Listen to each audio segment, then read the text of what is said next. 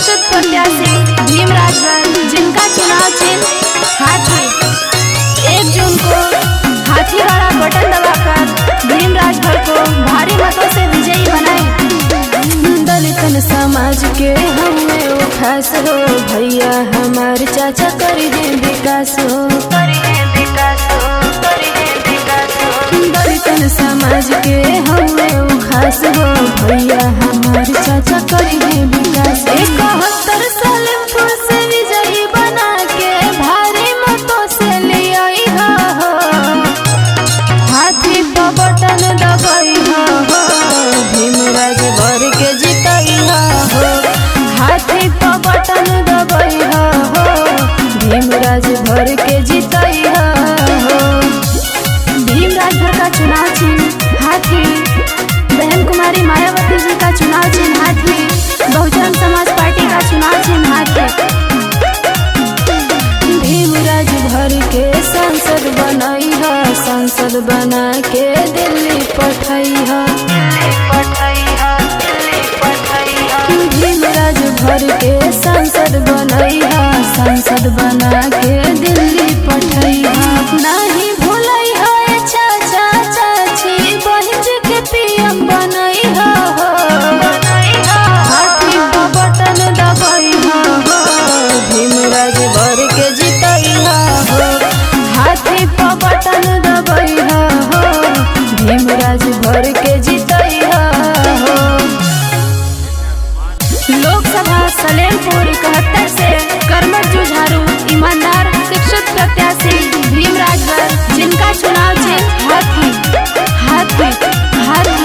सुनाए भैया सुनाए चाचा, अब की जान भुलाई हो, सुनाए भैया सुनाए चाचा, अब की जान भुलाई हो, हाथी पर बटन दबाई हो, भीमराजगढ़ के जिताई हो, हाथी पर बटन दबाई हो, भीमराजगढ़ के जिताई हो। लोकसभा सलेमपुर 71 से कर्मठ जुझारू ईमानदार शिक्षित प्रत्याशी भीमराजगढ़, जिनका चुनाव चिन्ह हाथी। 1 जून को हाथी वाला बटन दबाकर भीमराजगढ़ को भारी मतों से विजयी बनाए।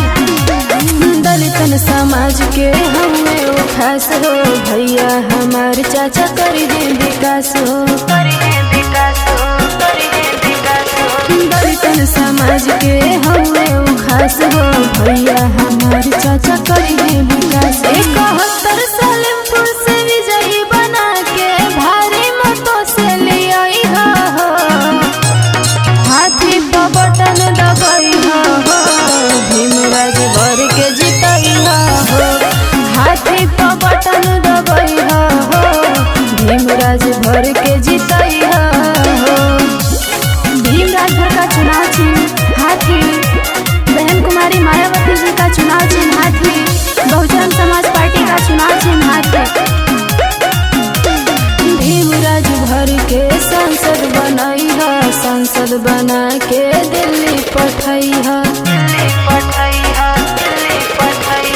भीमराजगढ़ के सांसद बनाई है, सांसद बना के दिल्ली पठाई है।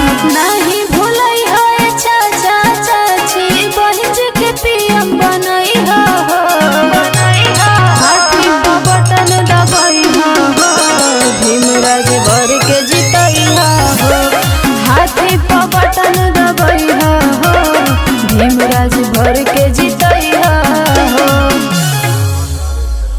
लोकसभा सलेमपुर 71 से कर्मठ जुझारू ईमानदार शिक्षित प्रत्याशी भीमराजगढ़, जिनका चुनाव चिन्ह हाथी।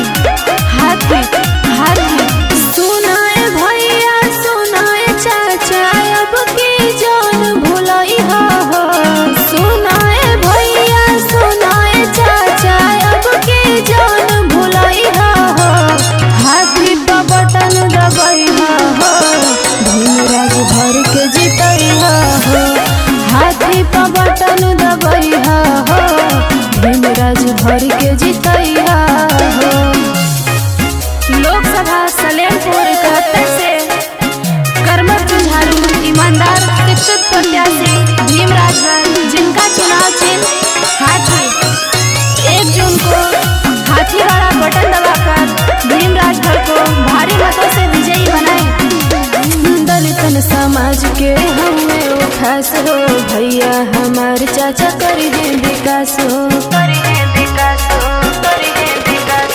दलितन समाज के हमें वो खास हो, भैया हमारे चाचा करी है विकास। 71 सालेमपुर से विजयी बना के भारी मतों से ले आई हो।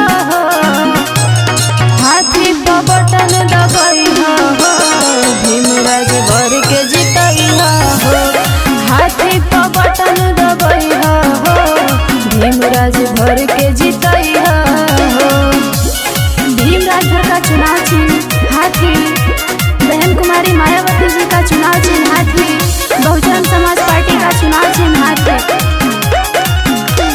भीम राजभर के सांसद बनाई है, सांसद बना के दिल्ली पठाई है। भीम राजभर के सांसद बनाई है, सांसद बना के दिल्ली पठाई है। नहीं भूलई है चाचा चाची बहिन के पीएम बनाई है। हाथी पर बटन दबाई है, भीम राजभर के जितई है। हाथी पर बटन दबाई है, भीम राजभर के जितई है। लोकसभा सलेमपुर 71 से कर्मठ जुझारू ईमानदार शिक्षित प्रत्याशी भीम राजभर जिनका चुनाव चिन्ह हाथी। हाथी हाथी। सुनाए भैया सुनाए चाचा अब की जान भुलई हो। सुनाए भैया सुनाए चाचा अब की जान भुलई हो। हाथी पर बटन दबाई हो, भीम राजभर के जितई हो। हाथी पर बटन दबाई हो, भीम राजभर के जितई हो। लोकसभा सलेमपुर 71 से कर्मठ जुझारू ईमानदार शिक्षित प्रत्याशी भीम राजभर जिनका चुनाव चिन्ह हाथी। 1 जून को हाथी वाला बटन दबाकर भीम राजभर को भारी मतों से विजयी बनाए। दलितन समाज के हमें वो खास हो, भैया हमारे चाचा करी है विकास हो। दलितन समाज के हमें वो खास हो, भैया हमारे चाचा करी है विकास। 71 सालेमपुर से विजयी बना के भारी मतों से ले आई हो। हाथी पर बटन दबाई हो, भीम राजभर के जितई हो। हाथी पर बटन दबाई हो, भीम राजभर के जितई हो। भीम राजभर का चुनाव चिन्ह हाथी। बहन कुमारी मायावती जी का चुनाव चिन्ह हाथी। बहुजन समाज पार्टी का चुनाव चिन्ह हाथी। भीम राजभर के सांसद बनाई है, सांसद बना के दिल्ली पठाई है। भीम राजभर के सांसद बनाई है, सांसद बना के दिल्ली पठाई है।